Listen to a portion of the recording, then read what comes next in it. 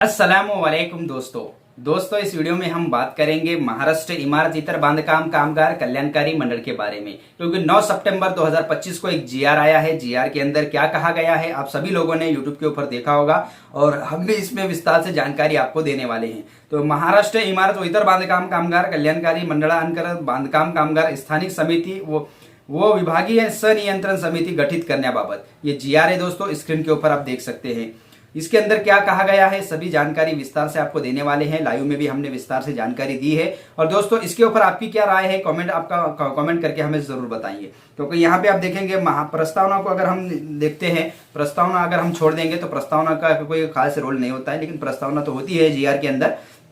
लेकिन इसका जो शासन निर्णय हुआ है वो क्या हुआ है वो इंपॉर्टेंट मायने रखता है बांधकाम कामगारों के लिए। तो शासन निर्णय ये हुआ है, देखिए दोस्तों, बांधकाम कामगारांच्या एकात्मिक कल्याण मंडळ व्यवस्थापन प्रणालीवर यानी कि जो ऑनलाईन प्रोसिजर आहे प्राप्त होणाऱ्या नूतनीकरण लाभाच्या डीबीटी इन मनी अर्जावर निर्णय घेण्याकरिता स्थानिक संनियंत्रण समिति विभागीय संनियंत्रण समिति गठित करण्यास सदर शासन निर्णय मान्यता देण्यात येत आहे।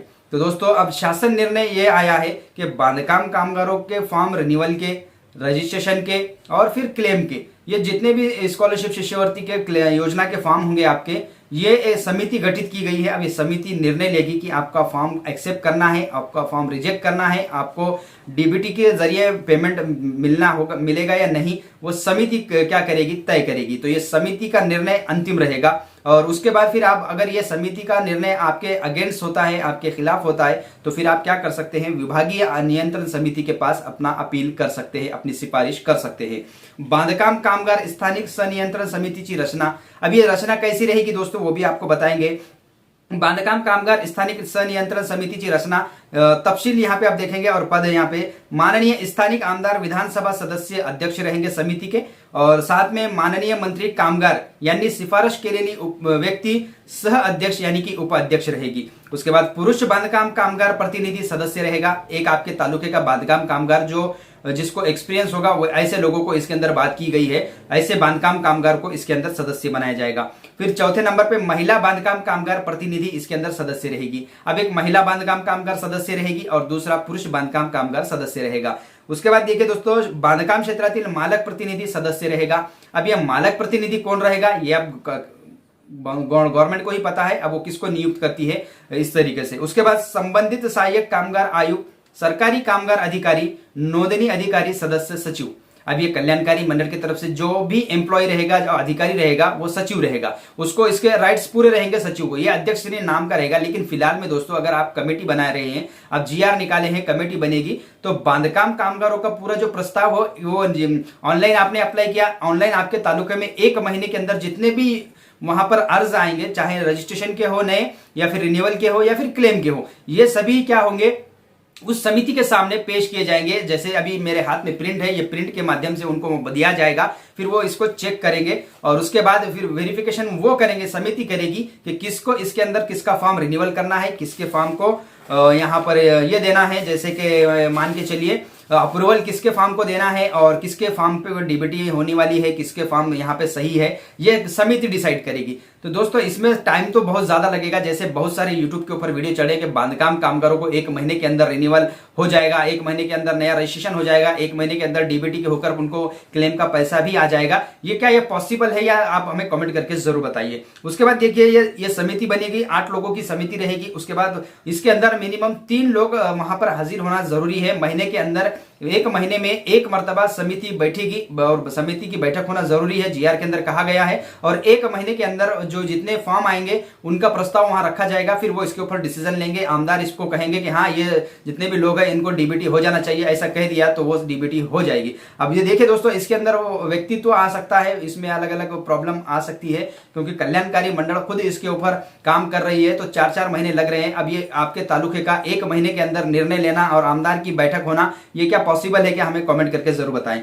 यापुढील समितीचे सदस्य, सचिव, सहाय्यक कामगार आयुक्त, सरकारी कामगार अधिकारी यांना नोंदणी अधिकारी म्हणून घोषित करण्यात येत आहे।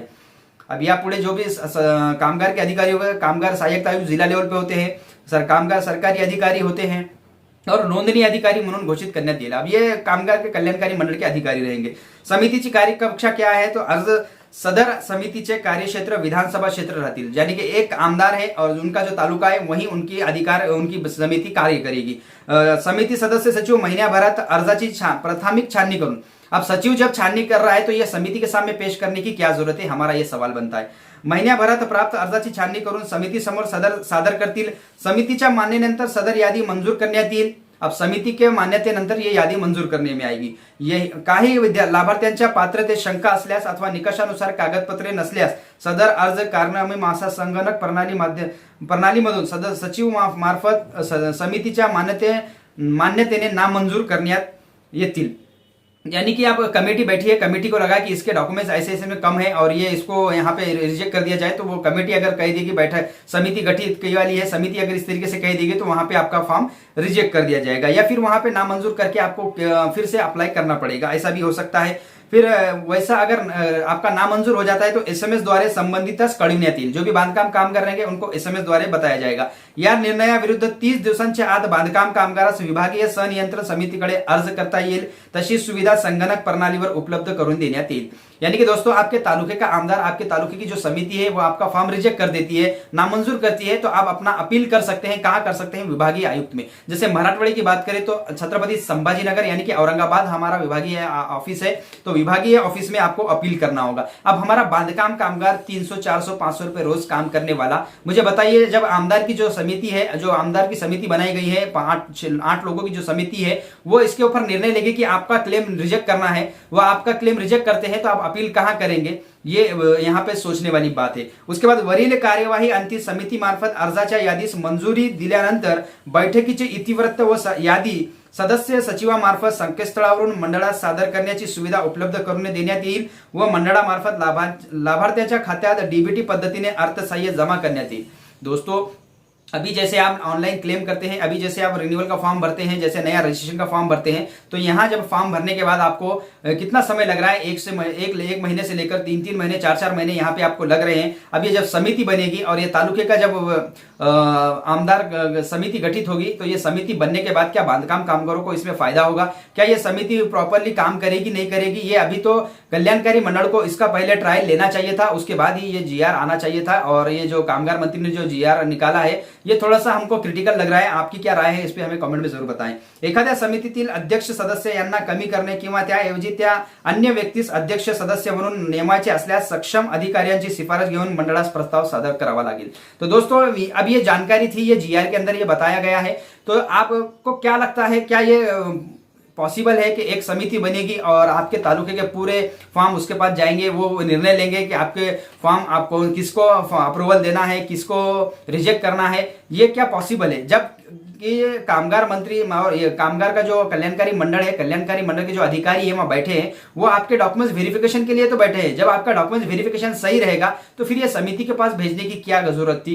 गवर्नमेंट ये ऐसा क्यों लाई है, कोई पता नहीं। लेकिन दोस्तों जैसे अगर आप कामगार सेतु सुविधा केंद्र के अपॉइंटमेंट स्लॉट बुक करते हैं, आपने फॉर्म भर दिया, स्लॉट बुक किया और अपॉइंटमेंट की तारीख ली और डॉक्यूमेंट्स वेरिफिकेशन कामगार तालुका सेतु सुविधा केंद्र पे आपका हो जाता है। उसके बाद दोस्तों आपका डॉक्यूमेंट्स वहां पे क्लियर है या नहीं है, वो डायरेक्ट कामगार सेतु सुविधा केंद्र वाले आपको शेरा लगाकर दे देते हैं। आपके अपॉइंटमेंट के ऊपर शेरा लगा दिया जाता है कि आपके डॉक्यूमेंट्स पूरे क्लियर है और आप योग्य है, और इस तरीके से शेरा लगाकर आपको वो पीडीएफ जो प्रिंट होती है आपकी उसको ऊपर लगाया जाता है और आपको भेज दिया जाता है आपकी केवाईसी करके। जब ये डॉक्यूमेंट्स वेरिफिकेशन वहां पे सक्सेस हो गए तो आपको योग्य का शेरा मिल गया, फिर ये आगे की प्रॉब्लम ही नहीं है कि आपका फॉर्म रिजेक्ट होगा। तो इस तरीके से ये क्यों बनाया गया है, ये समिति क्यों गठित की गई है? अगर ये समिति के माध्यम से बांधकाम कामगारों के हितों का विचार किया गया है तो बहुत अच्छी बात है, हम भी इसका इस्तकबाल करते हैं, आप भी वेलकम कीजिए। लेकिन दोस्तों आप हमें कमेंट में राय दीजिए, क्या ये सही है? बांधकाम कामगार का वेरिफिकेशन तो कामगार के जो कल्याणकारी मंडल का ऑफिस है, लेबर ऑफिस है, वहां से हो जाता है,